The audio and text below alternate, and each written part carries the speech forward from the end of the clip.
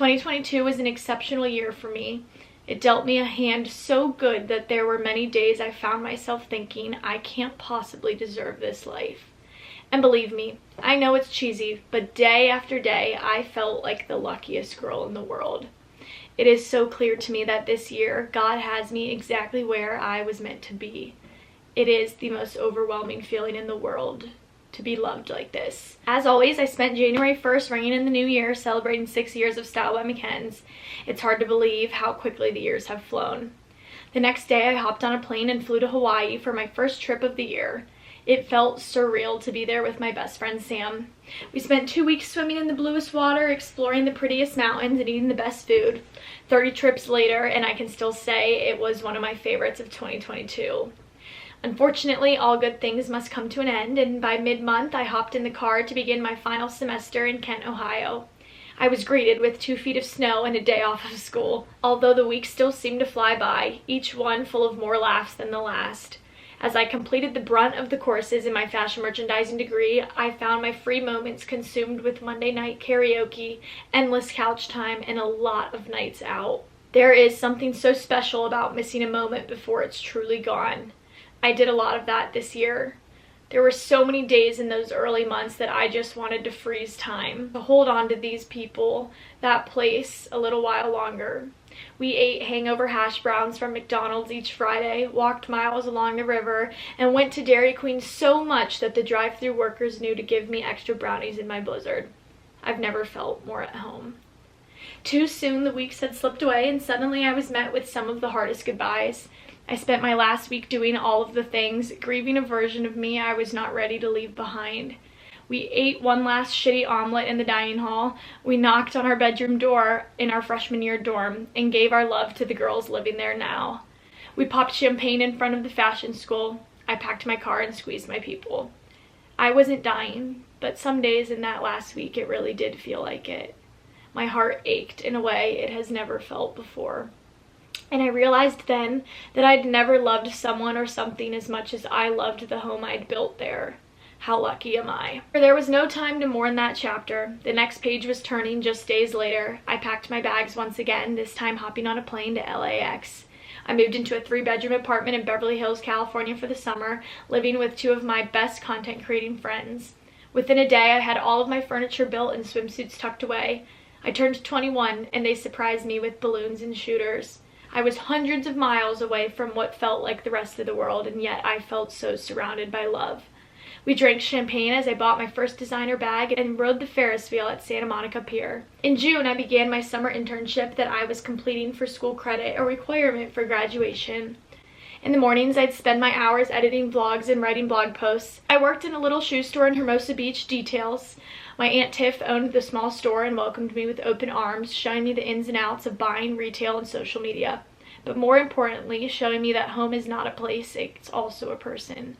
She was the only family I had, and yet she felt like all I needed. She became my very best friend. After I would get off of work, I'd change into a bathing suit and head down to the beach, just to walk away and spend a few hours reading while the sun slipped behind the coastline.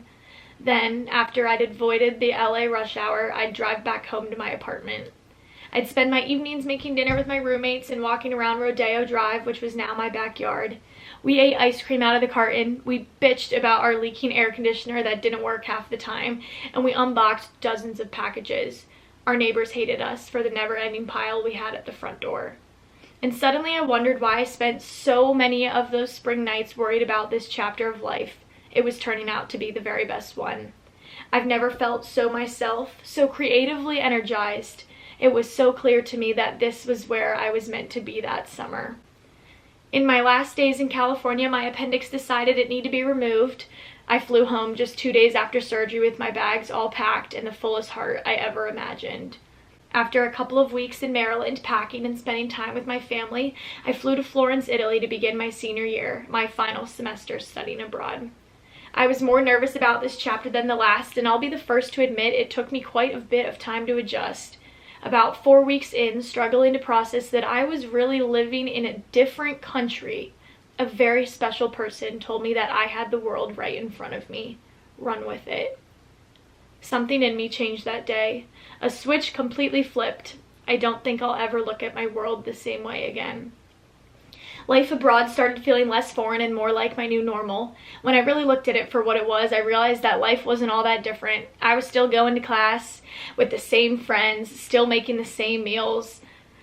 Things started falling into place, and suddenly I had every weekend booked and busy with travel. Not just any travel, free travel that I worked so very hard for.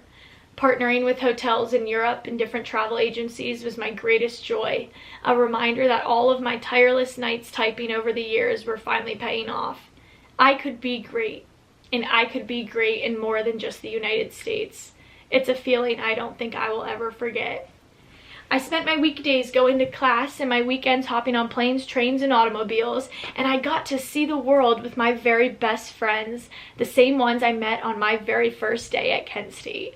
We had mouth-watering risotto in the Amalfi Coast, we rode gondolas in Venice, ATV'd in Morocco, sat in cable cars in Switzerland, swam in the bluest waters in Mykonos, and drank champagne at the Eiffel Tower in Paris. I felt alive, like maybe this is what life really was all about. Week after week, I was reminded that I had this once-in-a-lifetime opportunity in front of me, and so I ran with it. And it felt so good to run. It felt freeing to run. I won't lie, I've never done less schoolwork in my life than during this final semester. I was taking all electives, so my course load was pretty much non-existent. Thank God. I was working my butt off to meet style by deadlines and scrambling to pack for my next trips. But despite hardly having homework, I think I learned more in my 4 months in Europe than in the rest of my life combined. I learned that home is all around. It's in the roommates that have grown up with me all 4 years of college. It's in the friends calling me while I make dinner as they are just now making lunch. It's in the gelato man down the street who knew my order before I'd even told him. It's in country roads blaring over the grocery store speakers as I shopped each Sunday. I learned that home is where the heart is, and I left a piece of my heart in Kent, but also in California, and soon I'd leave one in Florence too.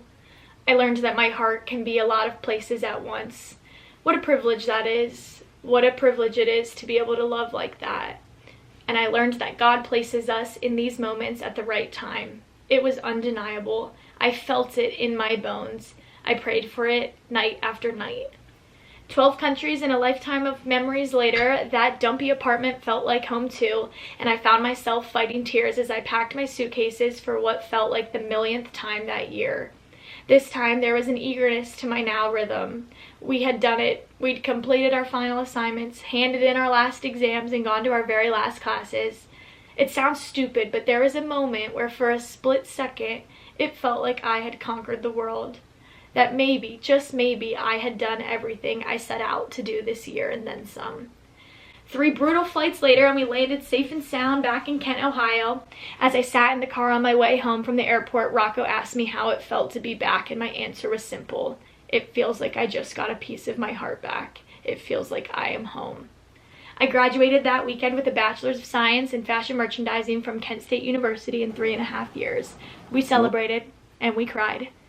I also learned that love this big hurts. It aches. But my friends remind me that it's not a goodbye, it really is just to see you later.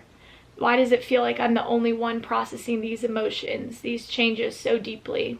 Sometimes I feel like we're all going through the same things, but I'm the only one really feeling them. My mom tells me I'm dramatic, and my dad tells me I'm thinking about it too much. I've spent my last 2 weeks of 2022 having a bit of reverse culture shock as I adjust back to life in the US. I've spent slow mornings scrolling, grateful to be in my own bed and to have a ceiling fan again. I can't believe I'm saying it, but I kind of missed my parents nagging me about my empty water cup being left on the living room table. It has felt so good to be home, to really be home. The more places I go, the more I realize there really is nowhere like it. I find myself at a bit of a crossroad now. The world is mine, as many people keep reminding me, and I recognize what a privilege it is to be faced with that sort of freedom. I haven't quite decided what I should do with it yet, but I do know I'll be letting you know once I do. Thank you endlessly for your love and outward support this year. It has meant more to me than ever before as I navigate these huge life changes. I pray 2023 brings as many plane tickets and as many opportunities as this year did. I know if I experience even a fraction of it, I really will be the luckiest girl in the world.